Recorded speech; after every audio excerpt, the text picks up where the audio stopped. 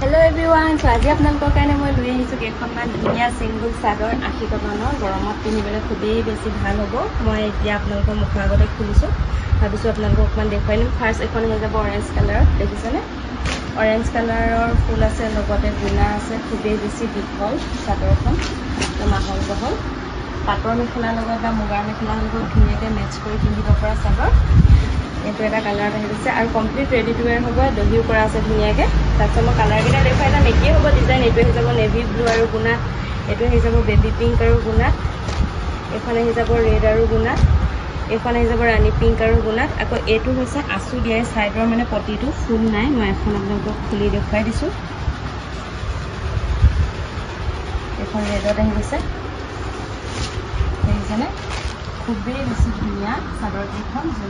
যিখনে আপোনালোকৰ পচন্দ হৈছে সোনকালে মোক DM কৰি দিয়ক, লিমিটেড ষ্টক হয় আজি। Bye bye.